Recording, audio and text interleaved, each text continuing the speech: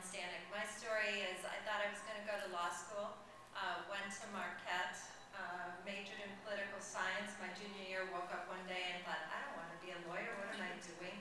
Called home, my dad listened carefully, said, here's your mother, and my mom said, oh honey, it'll be okay, God's got a plan. And I look back on it all, and serendipity, God's plan, but that's truly what happened. I took a number of business courses. My dad was a bank president.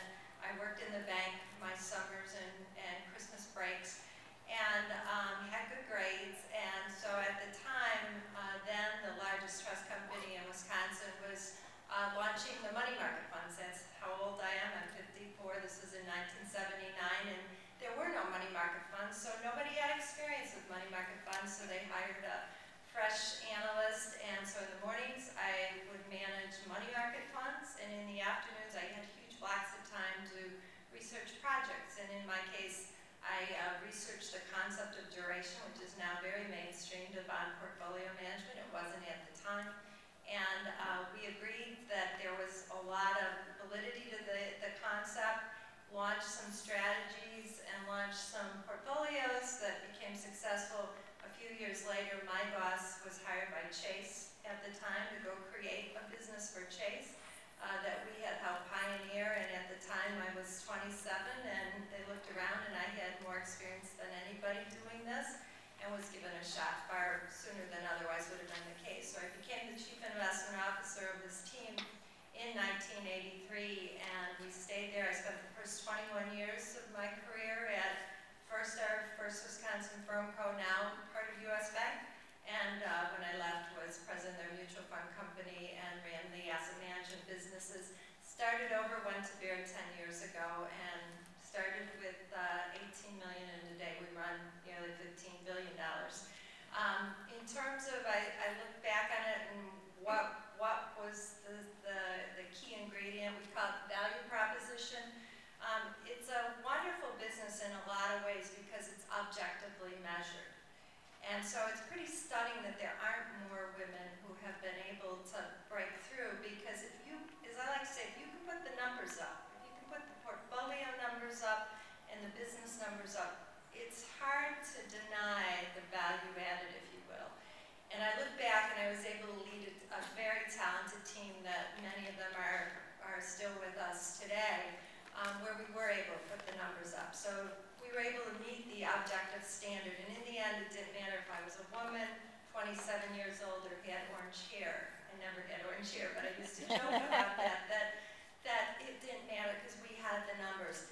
And then the second piece of it, I would say, is the people piece of it. I think that's by far my greatest strength, that I can discover talent and see talented people and build teams and connect with clients. And so it's called the EQ piece of it. That's the piece I think that is probably my greatest strength. Thank you. Luz Padilla? Hello. My family and myself, we lived in Mexico, and we moved to the States when I was 11. My dad was a banker, and so for me, growing up, I always sort of imagined myself working in the realm of finance. I didn't know exactly what, but I knew that I was going to be in the business world. So when we moved out, we lived in Southern California. I went to school up at Stanford. I got my undergrad in econ, and then decided to take a couple years off school because I wanted to go back to business school at some point. And then something incredibly fortunate happened to me. I decided to go to Berkeley for my MBA, and at that point in time, there was a new fellowship. It was in the second year of its launch. The Robert A. Twigo Fellowship had just started, and I was asked to participate and become a fellow. I didn't know how lucky that opportunity that came to me was going to prove itself to be, because not only did it introduce me into the world of money management, they also gave me a mentor to help guide me through that, as well as pay for school, which, you know, after you graduate, it gives you incredible flexibility in terms of what you decide to do.